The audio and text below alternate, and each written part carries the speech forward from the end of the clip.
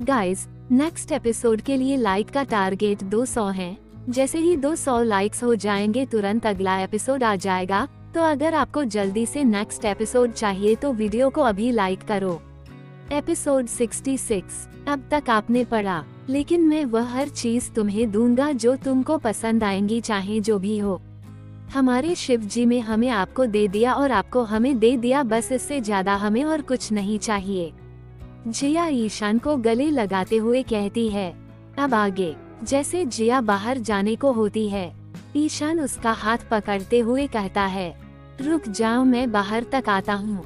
कहते हुए ईशान जिया को लेकर बाहर आता है। जिया सीढ़ियों से नीचे उतरने लगती है और ईशान ऊपर ही बालकनी में खड़ा हो जिया को देखने लगता है। वहीं शनाया नीचे हॉल में आ चुकी थी, जो कब से अपने कमरे में अपने गुस्से को शांत कर रही थी। तो देखती है कि घर की सारी लेडीज बाहर जाने की तैयारी में है। उन्हें देख शनाया उनके पास आते हुए कहती है, आप सब लोग कहीं बाहर जा रही है। शनाया की बात सुन मीरा शनाया को देखते हुए कहती है, हाँ बेटा, दरअसल जिया को कुछ दिनों के लिए बाहर जाना है, तो उसके लिए शॉपिंग करने जा रहे हैं। अगर तुम भी साथ आना चाहो तो आ सकती हो। नहीं आंटी, मुझे कुछ और काम है। शनाया मीरा को देखते हुए कहती है, ठीक है बेटा। मीरा शनाया को देखते हुए कहती है। तभी वहाँ जिया आती है। जिया के आते ही सभी शॉपिंग के लिए निकल जाते हैं। सभी को जाता देख शनाया अपने मन में सोचती है, अच्छा हुआ ये सब लोग चले गए, कम से कम अब तो मैं ईशान के साथ अकेले कुछ वक्त बिता पाऊंगी। सोचकर शनाया ऊपर की ओर बढ़ने लगती है। वही जिया के जाते ही ईशान अपने स्टडी रूम में जाकर अपना काम करने लगता है। शनाया ऊपर के हॉल में जाकर सोफे पर बैठ जाती है और ईशान का इंतजार करने लगती है कि वह बाहर आ जाए। वहीं से जा रहा रेहान शनाया को देख उसके पास आकर कहता है, अरे तुम यहाँ अकेली बैठी हो। शनाया रेहान को देखते हुए कहती हैं, हाँ जैसे कि तुम देख सकते हो, मेरा कहने का मतलब वह नहीं था। मेरा मतलब तुम अकेली बैठी हो, बोर हो रही हो क्या? अगर ऐसा है तो मैं तुम्हें कंपनी दे सकता हूँ। रेहान शनाया को देखते हुए पास वाले सोफे पर बैठते हुए कहता है, बोर होने के लिए मेरे पास इतना वक्त नहीं है। शनाया रेहान को एक नज़र देखते हुए कहती है, अच्छा तो फिर तुम यहाँ ऐसे अकेले क्यों बैठी हुई हो? रेहान शनाया को देखते हुए कहता है, मैं यहाँ पर भी काम से ही बैठी हुई हूँ। शनाया रेहान से कहती है, भाई ये कौन सा काम है जो हॉल में बैठने से हो जाता है? मुझे भी बताओ, कभी मैं भी कर देख लूँ। रेहान शनाया को देखते हुए कहता है। शनाया रेहान से इरिटेट हो गई थी। रेहान को देख शनाया वहाँ से जाते हुए कहती है, यहाँ बैठकर किसी चीज के बारे में सोचते रहो। बस इतना कहकर शनाया आगे की ओर बढ़ जाती है। शनाया को जाता देखकर रेहान कहता है, बड़ी अजीब लड़की है, यहाँ बैठकर सोच रही थी तो सीधे कह देती कि कुछ सोच रही हूँ। कहते हुए रेहान उठकर नीचे की ओर बढ़ जाता है। रेहान के जाते ही है शनाया ईशान के कमरे की ओर बढ़ जाती है। कमरे के डोर को नॉक कर शनाया ईशान के डोर ओपन करने का वेट करने लगती है, लेकिन जब काफी टाइम ईशान डोर ओपन नहीं करता तो शनाया खुद ही डोर ओपन करने का सोचती है और डोर को ओपन करती है। ईशान ने डोर अंदर से लॉक नहीं किया था, क्योंकि अगर जिया वापस आती है तो सीधे कमरे में आ सके। शनाया डोर ओपन कर अंदर झांकती है। उसे ईशान कहीं नजर नहीं आता। शनाया अंदर जाने को होती है, तभी पीछे से उसे वीर आवाज देते हुए कहता है, शनाया तुम यहाँ क्या कर रही हो? वीर की आवाज सुन शनाया डोर वापस से बंद करते हुए पलटकर वीर से कहती है, वह मैं ईशान से मिलने आई थी। शनाया की बात सुन वीर शनाया से कहता है, तो क्या उसने तुमसे बात की? शनाया वीर को देखते हुए कहती हैं, नहीं, उसने डोर ओपन नहीं किया। शायद हो सकता है कि वह अपने काम में हो। वैसे तुम्हें उससे क्या बात करनी थी? कहते हुए वीर शनाया को देखता है। मुझे नहीं लगता कि मुझे तुम्हें बताने की जरूरत है कि मुझे ईशान से क्या बात करनी थी। शनाया वीर को देखते हुए कहती हैं। शनाया के हाव भाव देख वीर शनाया से स्माइल करते हुए कहता है, मैं तो बस इसलिए पूछ रहा था, अगर कुछ इम्पोर्टेंट हो तो मैं उसे कॉल कर सकता हूँ। कहते हुए वीर अपना मोबाइल निकालने लगता है। रहने दो, उसकी कोई जरूरत नहीं है। जब वो मुझसे मिलेगा तब मैं खुद उससे बात कर दूंगी। कहते हुए शनाया वीर के साइड से निकल अपने कमरे की ओर बढ़ जाती है। शनाया को जाता देख वीर स्माइल करते हुए कहता है, जो तुम सोच रही हो वह अब कभी पूरा नहीं होगा, क्योंकि जिस जगह की ख्वाहिश तुम कर रही हो वह जगह पहले ही किसी और की हो चुकी है, अब तुम्हारी कभी नहीं हो सकती। कहते हुए वीर भी अपने कमरे की ओर पड़ जाता है। वही मॉल में शॉपिंग तो जिया की हो रही थी, लेकिन जिया की सारी शॉपिंग रीटा और प्रिया कर रही थी। जिया या तो बस उन्हें हाँ या ना कह रही थी। मीरा भी जिया के साथ थी। जब लगभग सारी शॉपिंग होती है तब मीरा सब सामान पैक करने के लिए मैनेजर से कह देती है। तभी प्रिया और रीटा एक दूसरे को इशारे करने लगती है। प्रिया मीरा को देखते हुए कहती है, माँ आप ये सब देख लीजिए, तब तक हम लोग देखते हैं। अगर और कुछ छूट गया हो तो वह भी ले लेंगे। ठीक है बेटा, लेकिन यही आसपास रहना।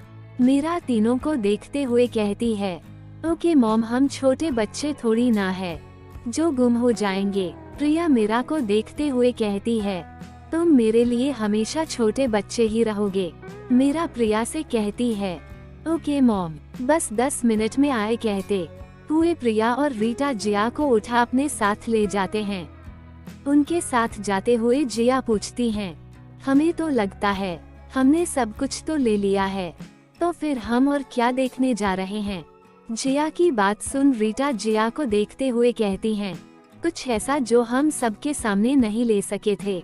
अच्छा ऐसा क्या है? जिया रीटा को देखते हुए पूछती है। तभी प्रिया कहती है कुछ, तुम चलो तो सही, तुम्हें बता देंगे। कहते हुए प्रिया और रीटा जिया को दूसरी क्लॉथ शॉप पर ले जाते हैं और वहां जाकर जिया को देख रीटा जाकर एक नाइटी निकाल आती है और प्रिया से कहती है, ये कलर कैसा लगेगा? उसे देख प्रिया कहती है, यह तुम्हारी चॉइस मस्त है। जैसे ही जिया उस नाइटी को देखती है, अपनी आंखें बड़ी करते हुए कहती है, तुम मुझे ये। कहते हुए जिया चुप हो जाती है। हाँ यही। प्रिया और रीटा दोनों एक साथ जिया को देखते हुए कहती हैं, नहीं हम ऐसे कपड़े नहीं पहनते हैं। जिया उन दोनों को देखते हुए कहती है, हाँ तुम पहले नहीं पहनती थी, लेकिन अब पहन लो, क्योंकि अब तुम मैरिड हो और इन सब चीजों की तुम्हें जरूरत है। इनफैक्ट तुम अपने हनीमून पर जा रही हो तो ये सारी चीजें होनी चाहिए ही चाहिए। रीटा जिया को देखते हुए कहती है, लेकिन हम ये सब नहीं पहनते, हमें नहीं पसंद। दोनों को देखते हुए जिया कहती हैं। तभी प्रिया जिया को आंख मारते हुए कहती है, तुम्हें नहीं तो क्या हुआ, तुमने ये पहनने के बाद भाई को यह जरूर पसंद आएंगी। बेशर्म, ये कैसी बातें कर रही हो, वो भी अपने भाई के बारे में। जिया प्रिया को देखते हुए कहती हैं। जिया की बात सुन प्रिया और रीटा एक दूसरे को देखकर हंसने लगती है। प्रिया रीता को देखकर कहती है, तुम एक काम करो, हमें यहाँ से जो भी लेना है वो सब तुम निकाल लो, तुम्हारी चॉइस भी मस्त है और एक बार हमने खरीद लिया तो ये तो पहन ही लेंगी। कहते हुए प्रिया सभी कपड़े देखने लगती है और जिया उन दोनों को देखते हुए कहती हैं, हम ये बिल्कुल नहीं पहनेंगे। लेकिन रीटा और प्रिया जिया की बातों को पूरी तरह से इग्नोर करते हुए शॉपिंग करने लगती है। एपिसोड 67। जिया रीटा और प्रिया को बस देखती रहती है। वो दोनों शॉपिंग करने लगती है। प्रिया और रीटा को देखते हुए जिया उनसे कहती है, तुम दोनों करो तुम्हें जो करना है, हम बाहर कुछ देख लेंगे। कहते हुए जिया शॉप के बाहर जाने लगती है। जिया की बात सुन प्रिया जिया की ओर देखते हुए कहती है, जब तुम्हें कुछ अच्छा मिल जाए तो वापस यहाँ पर ही आ जाना, हम तुम्हें यही मिलेंगे। कहकर प्रिया फिर से रीटा के साथ शॉपिंग में लग जाती है। बाहर जाकर जिया यहाँ वहाँ देखते हुए एक शॉप में जाती है जहाँ पर बहुत सारी चीजें लगी हुई थी। जिया को देख एक लड़की जो कि शॉप में काम करती है जिया के पास आते हुए कहती है, मैम क्या मैं आपकी कुछ मदद कर सकती हूँ? जी हमें अपनी माँ के लिए कुछ खरीदना है। जिया की बात सुन लड़की कहती है, आप क्या देखना पसंद करेगी, जैसे कि क्लॉथ, ज्वेलरी या और कुछ। जिया कुछ पल सोचकर उस लड़की से कहती है, हम अपने माँ के लिए साड़ी देखेंगे। जी मैम, इस तरफ आइए। कहते हुए वह लड़की जिया को क्लोथ सेक्शन में ले जाती है। वहाँ जाते हुए जिया की नज़र एक साड़ी पर पड़ती है, जिसे देख जिया कहती है, हमें वह दिखाए। जिया की बात सुन लड़की उसे वह साड़ी जिया को दिखा देती है। जिया साड़ी को देखते हुए उस लड़की से कहती है, हम ये लेंगे, आप इसे पैक करवा दीजिए। जी मैम। कहते हुए वह लड़की जिया के हाथों से साड़ी ले उसे पैक कर देती है। साड़ी लेकर जिया वापस से रीटा और प्रिया के पास आ जाती है। कुछ ही वक्त में दोनों ने भी शॉपिंग कंप्लीट कर दी थी। जिया के आते ही तीनों मिलकर मीरा के पास आ जाते हैं और कहते हैं, माँ हमारा हो गया। उनके हाथों में बैग देख मीरा कहती है, लगता है तुमने अच्छी खासी शॉपिंग कर ली है, तो चलो अब हम घर चलते हैं और चलते हुए बाहर से कुछ खा भी लेंगे। प्रिया मीरा को देखते हुए कहती है, ठीक है। कहते हुए मीरा तीनों को ले घर की ओर बढ़ जाती है। जब सब घर आते हैं तो जिया अपने कमरे में जाने के लिए बढ़ती है। तभी रीटा मीरा को देखते हुए कहती है, आंटी आपको नहीं लगता कि हम दोनों को जिया की मदद करनी चाहिए उनका सामान पैक करने के लिए। रीटा की बात सुन जिया रुकते हुए मीरा को देखती है। मीरा रीटा को देख जिया को देखते हुए कहती है, हाँ क्यों नहीं, तुम दोनों जिया की मदद कर दो, हम जिया का सामान पैक करने में मदद कर देंगे। कहते हुए रीटा मीरा को मुस्कुराते हुए देखती है। मीरा अपने कमरे में चली जाती है तो जिया रीटा के पास आकर कहती है, तो तुम दोनों हमारी मदद करोगे हमारा सामान पैक करने में। वो क्या है ना, हम दोनों को ऐसा लगता है कि तुम बैग पैक करोगी तो तुम ऐसे करोगी जैसे कि किसी कॉलेज टूर पर जा रही हो, या फिर इस कमरे से उस कमरे में। रीटा जिया को देखते हुए कहती हैं। तभी प्रिया कहती है, या फिर ऐसे जैसे कि किसी फ्रेंड के घर। प्रिया के कहने पर रीटा और प्रिया दोनों हंसने लगते हैं। जिया उन दोनों को देखते हुए कहती है, हा हा हा हो गया तुम दोनों का। नहीं अभी कहाँ, अभी तो बहुत कुछ है, बताएं। रीटा जिया को देखते हुए कहती है, नहीं रहने दो, हमारे लिए इतना ही काफी है। कहते हुए जिया ऊपर की ओर बढ़ने लगती है। तभी प्रिया पीछे से कहती है, अरे हमें ये तो बता दो कि हम पैकिंग करने के लिए कब आए। वह क्या है ना, अब तुम उस कमरे में जो शिफ्ट हो गई हो जहाँ हमारा आना जाना बंद है। और फिर प्रिया रीटा को देखते हुए कहती है, वैसे इसमें फायदा हम दोनों का भी होगा, और सब में ज्यादा मेरा। जिस कमरे को मैंने आज तक इस घर में रहते हुए नहीं देखा उसे मैं अब देखूंगी। ये बात रेहान को पता चलने पर तो वह जल्द भूल जाएगा। प्रिया की बात सुन रीटा हंसने लगती है और जिया प्रिया को देखते हुए कहती हैं, हम तुम्हें मैसेज कर देंगे, तब आ जाना। कहते हुए जिया कमरे की ओर बढ़ जाती है। कमरे में जाते ही जिया देखती है, ईशान कमरे में नहीं है। जिया अपना एक ड्रेस निकालकर वॉशरूम चली जाती है और फ्रेश होकर बाहर सीधे स्टडी रूम की ओर बढ़ जाती है। स्टडी रूम के डोर को हल्का सा ओपन कर जिया अंदर झांकती है तो ईशान अपने लैपटॉप पर काम करता हुआ देखता है। उसे काम करता हुआ देख जैसे ही जिया वापस जाने के लिए डोर क्लोज करने वाली होती है, तभी ईशान जिया से कहता है, यहाँ आओ। ईशान की बात सुन जिया अंदर चली जाती है और ईशान के पास जाते हुए कहती है, आप हमेशा जान जाते हैं कि हम आए हैं, बिल्कुल, क्योंकि तुम मुझसे अलग कहाँ हो और अपने ही हिस्से को मैं जान ना पाऊँ, ऐसा तो हो नहीं सकता। कहते हुए ईशान अपनी चेयर से उठ जिया की ओर बढ़ने लगता है। ईशान जिया के पास जा जिया को अपने करीब कर उसके माथे पर किस करते हुए कहता है, तुम शॉपिंग से थक गई होंगी, तुम्हें आराम करना चाहिए। ईशान के बात सुन जिया कहती है, शॉपिंग से तो हम तब थक जाते जब हमने शॉपिंग की होती, हमारी सारी शॉपिंग तो प्रिया और रीटा ने की है, हमें तो बस साथ ले जाया गया था। जिया की बात सुन ईशान मुस्कुराते हुए जिया से कहता है, ओके कोई बात नहीं, अगली बार मैं तुम्हें अपने साथ ले जाऊंगा, तब तुम्हें जो पसंद आएगा तुम वह ले लेना। ऐसा नहीं है उन दोनों की चॉइस बहुत अच्छी, बल्कि अगर वह दोनों नहीं होती तो हम तो कुछ खरीद ही नहीं पाते। जिया ईशान को देखते हुए कहती हैं। जिया की बात सुन ईशान उसे गले लगा लेता है।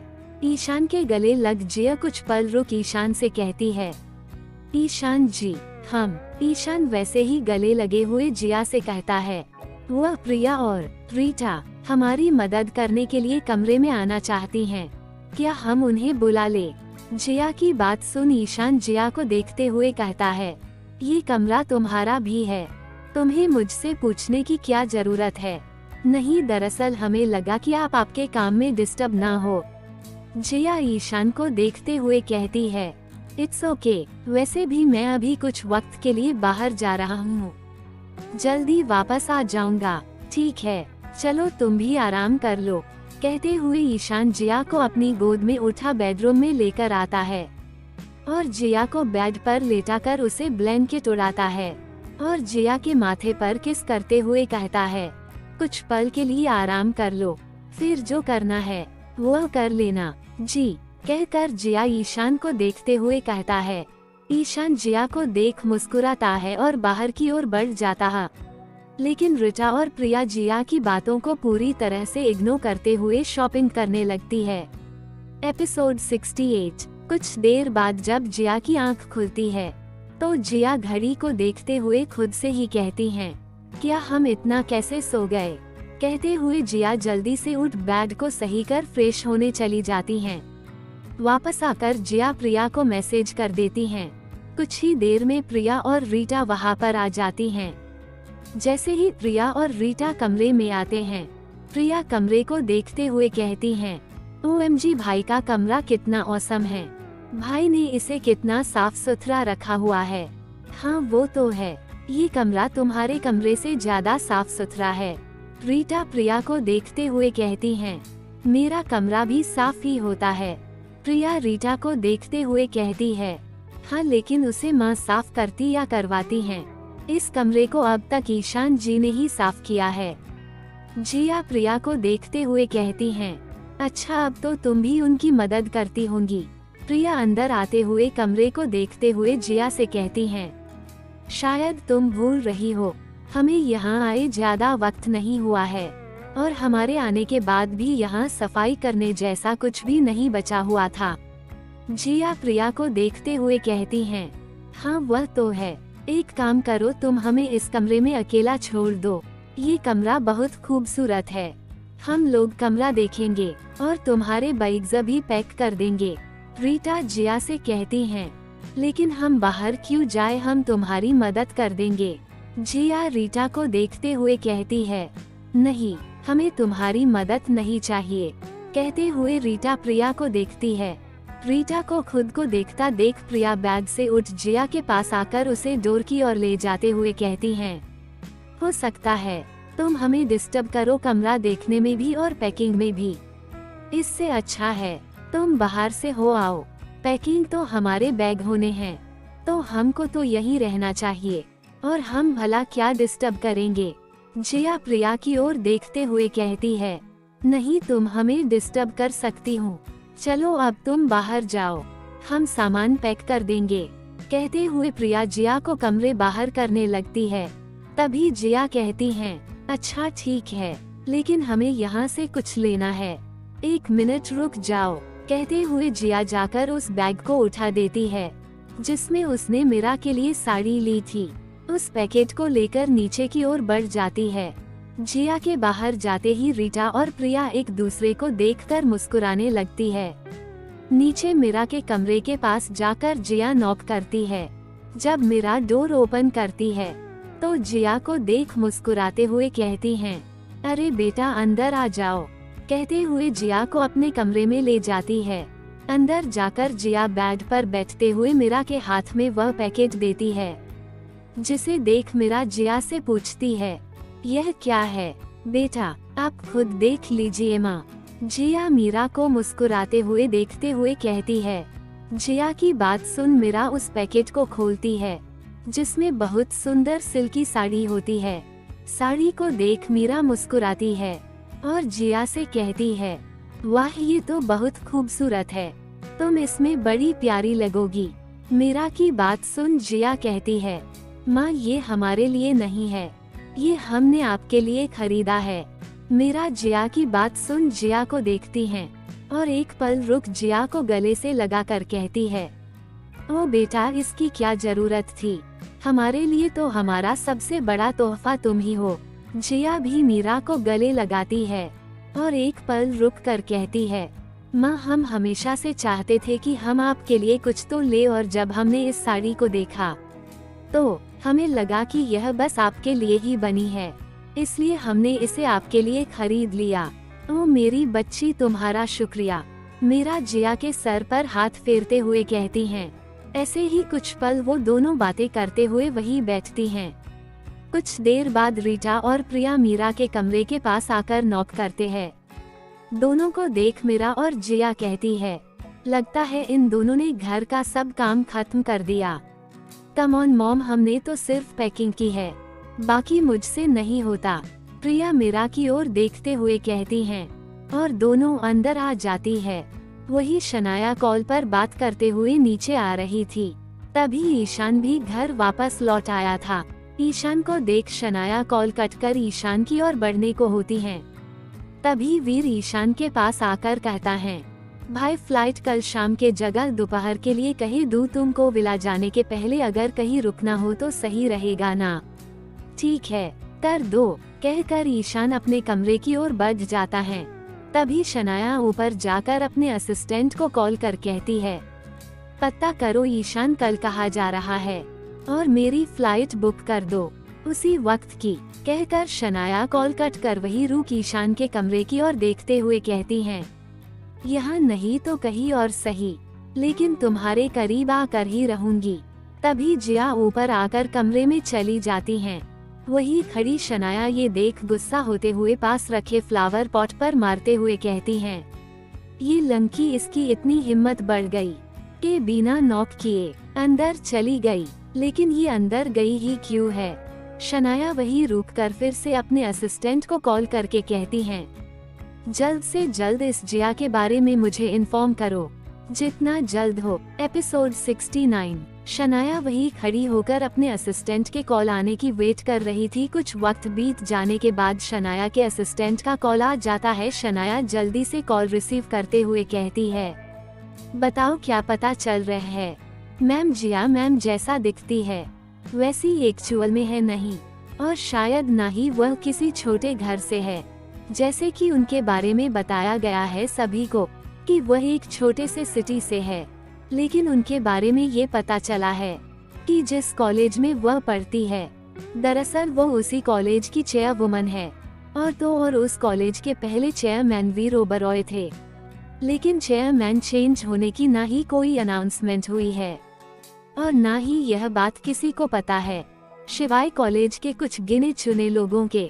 या फिर ऐसा भी हो सकता है कि वह कॉलेज ईशानंद सर और जिया मैम पार्टनरशिप में चलाते हो।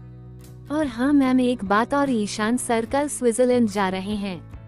मैंने आपकी टिकट तो बुक कर दी है, लेकिन ईशान सर प्राइवेट जेट से जा रहे हैं, तो आप लोग साथ नहीं जा सकेंगे। शनाया का असिस्टेंट शनाया से कहता है, ठीक है, और अगर कुछ पता चलता है तो मुझे इन्फॉर्म कर देना। कहकर शनाया कॉल कट कर देती है और ईशान के कमरे की ओर देखते हुए कहती है, हो सकता है कि वह दोनों बिजनेस पार्टनर हो, इसीलिए ईशान जिया के साथ नजर आते रहता है। लेकिन एक कॉलेज के लिए ईशान जिया के साथ रहे, ये तो ईशान का स्टाइल नहीं है। या फिर हो सकता है कि वह इसलिए जिया के साथ रहता है क्योंकि वह मीरा आंटी की रिश्तेदार है। हाँ यही हो सकता है। चलो मैं भी अपना सामान पैक कर देती हूँ। फाइनल में निशान के साथ स्विट्जरलैंड में अकेली रहूंगी, खुद से ही कहते हुए शनाया अपने कमरे की ओर बढ़ जाती है। वहीं जब जिया अपनी कमरे जाती है तभी ईशान बालकनी में खड़ा किसी से फोन पर बातें कर रहा था। जिया को आता देख ईशान कॉल कट कर कमरे में आता है। ईशान को देख जिया कहती है, आप आ गए, हमें तो लगा था कि आपको और देर हो जाएंगी, आप रुके हम आपके लिए खाना लेकर आते हैं। कहते हुए जैसे ही जिया पीछे पलटने को होती है, ईशान जी आपका हाथ पकड़ उसे रोकते हुए कहता है, रुक जाओ, मैंने खाना खा लिया है। यहाँ आओ, मुझे तुमसे कुछ बात करना है। कहते हुए ईशान जिया का हाथ पकड़ उसे सोफे पर बैठाते हुए जिया के पैरों के पास घुटनों के बल बैठ जाता है। ये देख जिया थोड़ा हैरान होते हुए ईशान से कहती है, ईशान जी क्या हुआ है, आप ऐसे नीचे। जिया ईशान से इसके आगे कुछ कह पाती तभी ईशान जिया से कहता है, जिया कल हम दोनों यहाँ से अकेले बाहर जा रहे हैं। हम अपनी जिंदगी की नई शुरुआत के एक हिस्से को शुरू करने जा रहे हैं। मैं नहीं चाहता कि हमारे जिंदगी की शुरुआत किसी भी बात को छुपाकर हो। तुमने कहा था ना कि जब आपको लगे कि आप बताने का वक्त आए तब बता दीजिएगा। मुझे लगता है यही वक्त सही है, क्योंकि हम अपनी जिंदगी की शुरुआत एक दूसरे को पूरी तरह जानकर करना चाहिए। मैं तो तुम्हें पूरी तरह से जानता हूँ, लेकिन कुछ बातें हैं जो तुम मेरे बारे में नहीं जानती हो, और वही मैं तुम्हें बताने जा रहा हूँ। कहते हुए ईशान उठकर खड़ा हो जाता है। जिया बस शांति से ईशान की बातें सुन रही थी और उसे देख रही थी। खड़े होकर ईशान अपनी शर्ट के बटन खोलने लगता है। जिया अभी भी खामोश बैठी हुई थी। अपनी शर्ट को उतार ईशान जिया के सामने खड़ा हो जाता है। ईशान के बॉडी पर 6 पैक्स के साथ काफी सारे जख्मों के निशान थे, जो कि शायद उसे कभी लगे हो।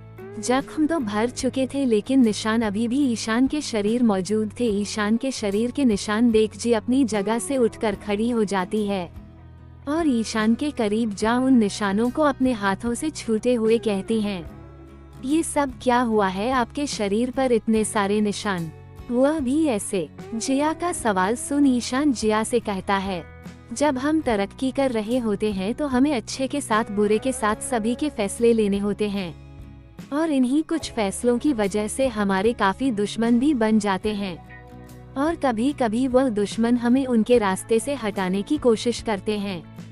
ये निशान जो तुम मेरे शरीर पर देख रही हो, ये भी कुछ ऐसी कोशिशों के ही है, और ना ही यह पहली बार यह है, न ही आखिरी बार। हो सकता है आगे जिंदगी में फिर कभी मुझ पर ऐसे हमले हो, या मुझे ऐसे कई सारे निशान मिल जाए। मैं तुम्हें यह इसलिए बता रहा हूँ क्योंकि अब तुम मेरी बीवी हो, मेरा आधा हिस्सा, तुम्हें मेरे हर उस चीज की जानकारी होनी चाहिए जो मैं जानता हूँ। जिया बस ईशान की बातें सुन रही थी। शान की बातें सुन जिया ईशान के सीने से लग जाती है। ईशान भी जिया को टाइप की हक करता है। ईशान के गले लगते हुए जिया कहती हैं, भगवान ना करे ईशान जी कि आपको आगे कभी ऐसे निशान मिले। आपसे पहले ये सारी चीजें हम तक आ जाए जो आपके शरीर पर निशान दे। जिया की बात सुन ईशान जिया के चेहरे को अपने हाथ में थामते हुए जिया की आंखों में देखते हुए कहता है, जिया मैंने ये सब तुम्हें इसलिए नहीं बताया है कि तुम हर वक्त मेरे बारे में सोचती रहो, मेरी फिक्र करती रहो। मैंने तुम्हें ये सब इसलिए दिखाया है कि तुम हर वक्त हर चीज के लिए तैयार रहो, क्योंकि तुम मेरा एक हिस्सा हो। तो काफी बार ऐसा भी हो सकता है कि मेरे दुश्मन तुम तक आने की कोशिश करें, लेकिन ये भी एक बात है, क्या ऐसा कभी होगा नहीं, क्योंकि आने की बात तो दूर, जो तुम पर नजर उठाकर भी देख ले मैं उसकी नजरें उससे छीन लूंगा। लेकिन तुम्हें ये सब बताना मुझे जरूरी लगता है, क्योंकि मैं तुम्हारे साथ अपने आप को पूरा करना चाहता हूँ। कहकर ईशान जिया के होठों से अपने होंठ लगा देता है। जी भी ईशान का साथ देने लगती है। एपिसोड 70। अगली सुबह जिया कॉलेज जाने के लिए रेडी होकर लिटा के साथ नीचे आती है। जिया को कॉलेज बुक्स के साथ देखकर मीरा कहती है, जिया बेटा तुम कॉलेज जा रही हो, लेकिन आज तो तुम लोगों को निकलना है, वह भी दोपहर में। हाँ माँ, हम दोपहर तक वापस आ जाएंगे, हमें हमारा प्रेजेंटेशन सबमिट करना है, ज्यादा वक्त नहीं लगेगा। जिया मीरा की ओर देखते हुए कहती है, ठीक है बेटा, लेकिन जल्दी आ जाना। मीरा जिया को देखते हुए कहती है, जी हाँ हम आ जाएंगे, अब हम चलते हैं। कहते हुए जिया रीता के साथ बाहर जाती हैं। जिया और रीता कॉलेज पहुंचने पर एक क्लास अटेंड करती है। क्लास खत्म होने के कुछ देर बाद ही कॉलेज का ही एक वर्कर जी हाँ के पास आकर जिया से कहता है, मैं आपको प्रिंसिपल सर ने बुलाया है। ठीक है हम आते हैं। कहते हुए जिया अपनी जगह से उठ जाती है और रिटा की ओर देखकर कहती हैं, हम बस कुछ ही देर में आए। कहकर जिया प्रिंसिपल के ऑफिस की ओर बढ़ जाती है। प्रिंसिपल के ऑफिस में जाकर जिया नॉक करती है। अंदर से प्रिंसिपल के बुलाने के बाद जिया अंदर जाती है। तभी जिया को देख प्रिंसिपल अपने चेयर से उठकर आगे बढ़ते हुए कहता है, प्लीज मैम आप यहाँ बैठिए। कहते हुए प्रिंसिपल अपनी चेयर की ओर इशारा करता है। प्रिंसिपल को यूं करता देख जिया कहती है, नहीं सर वह आपकी चेयर है और मैं आपकी स्टूडेंट हूँ, मैं आपकी चेयर पर नहीं बैठ सकती। जिया की बात सुन प्रिंसिपल कहता है, लेकिन आप स्टूडेंट के साथ साथ इस कॉलेज की चेयर वुमन भी है, फिर भी हम वहाँ नहीं बैठ सकते, प्लीज आप बैठ जाइए। कहते हुए जिया प्रिंसिपल के सामने वाली चेयर पर जाकर बैठ जाती है। प्रिंसिपल अपनी चेयर पर बैठते हुए कहता है, दरअसल बात यह है कि कोई है जो आपसे मिलना चाहता है, क्या हमसे वह कौन है? जिया की बात पूरी होने से पहले ही अंदर आते हुए शनाया कहती है, वह मैं हूँ। आवाज सुन जिया पीछे मुड़कर देखती है। शनाया को देख जिया प्रिंसिपल की ओर देखती है। तभी प्रिंसिपल जिया को देखते हुए कहते हैं, दरअसल कॉलेज के कुछ शेयर इन्होंने खरीद लिए हैं, अब ये भी एक शेयर होल्डर में से है। सॉरी मैं आपको पहले नहीं बता सका क्योंकि आप अभी ही कॉलेज आई है और यह यहाँ सुबह से आई हुई थी। प्रिंसिपल की बात सुन जिया प्रिंसिपल को देखते हुए कहती है, चलो ठीक है, अब अगर यह यहाँ गई है तो बात कर लेते हैं। शनाया जिया के बाजू वाली चेयर पर बैठत हुए ऐसे बताते हुए कहती हैं जैसे कि उसे जिया के चेयरमैन होने के बारे में पता नहीं था। वैसे मुझे नहीं पता था कि इस कॉलेज के चेयर वुमन की जगह पर तुम मिल जाओगी, वरना मैं घर पर ही तुमसे बात कर लेती। शनाया की बात सुन प्रिंसिपल दोनों की ओर देखते हुए कहते हैं, घर पर आप दोनों साथ में रहती है? जी हम साथ रहते हैं कुछ दिनों के लिए। जिया प्रिंसिपल की ओर देखते हुए कहती है और फिर शनाया को देखते हुए कहती है, तो तुम्हें क्या काम था, क्यों मिलना चाहती थी? कुछ खास नहीं, मैं बस ये जानना चाहती थी कि जहाँ पर मैं अपना इन्वेस्टमेंट रख रही हूँ क्या वह सही हाथ है या नहीं। शनाया जिया को देखते हुए कहती हैं। शनाया की बातें सुन और वीर की बात याद कर जो कि वीर नहीं कही थी कि शनाया जैसी दिखती है वैसी नहीं है। जिया शनाया को जवाब देते हुए कहती है, मुझे नहीं लगता कि आपको बस यही देखना था। अगर आपको बस इतना ही जानना था कि आपका इन्वेस्टमेंट सही जगह है या नहीं तो आप ये सब शेयर्स लेने से पहले करती, शेयर खरीदने के बाद नहीं।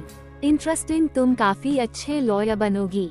शनाया जिया को देखते हुए कहती है, आपका शुक्रिया इस कॉम्प्लीमेंट के लिए, लेकिन मुझे लगता है कि अब आपको वह बात करनी चाहिए जिसके लिए आप यहाँ आई है। जिया शनाया को देखते हुए कहती है, तो तुम्हें नहीं लगता कि हमें बात करने के लिए अकेला रहना चाहिए? शनाया प्रिंसिपल को देख लिया को देखते हुए कहती हैं।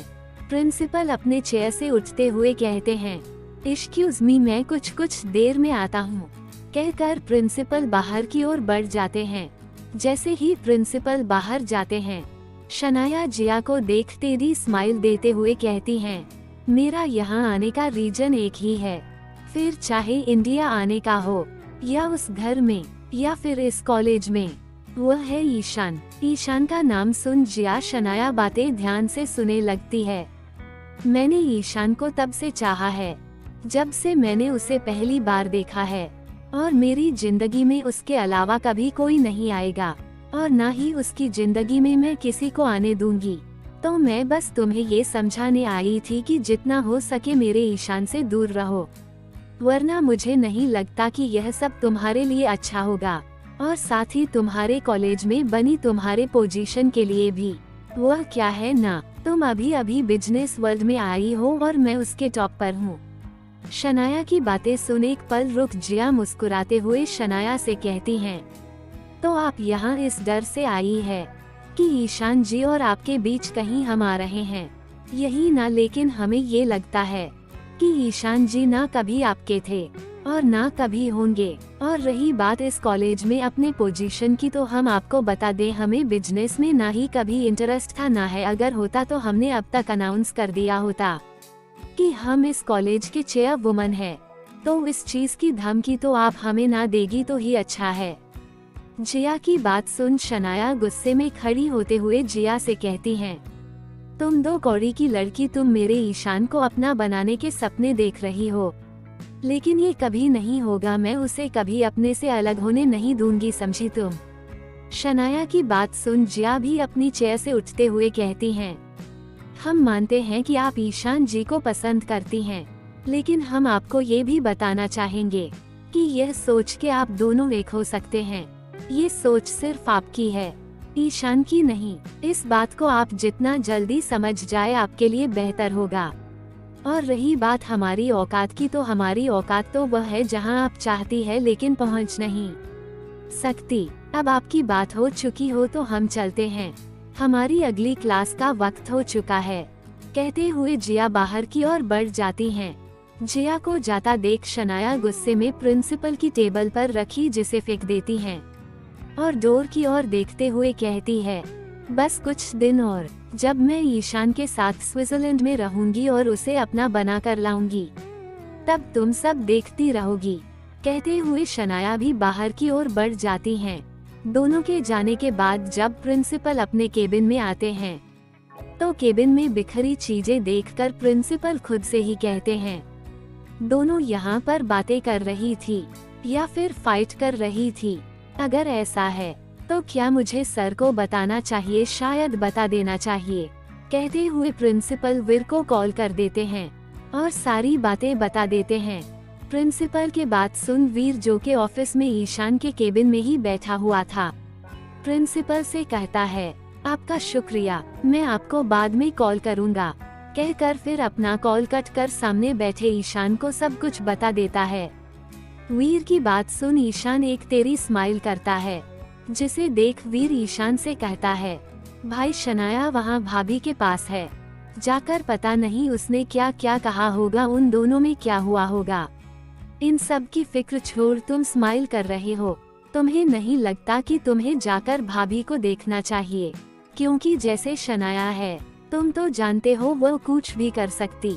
वीर की बात सुन ईशान वीर को देखते हुए कहता है, तुमने जो भी मुझसे कहा शायद उस बातों को तुमने सही ध्यान से सुना नहीं।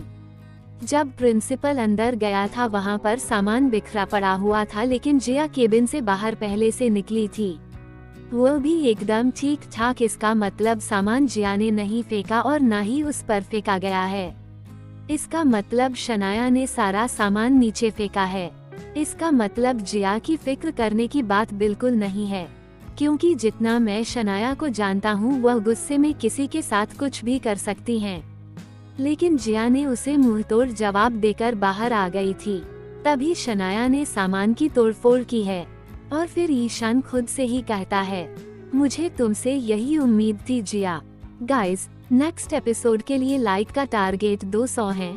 जैसे ही 200 लाइक्स हो जाएंगे तुरंत अगला एपिसोड आ जाएगा। तो अगर आपको जल्दी से नेक्स्ट एपिसोड चाहिए तो वीडियो को अभी लाइक करो। Thanks for watching.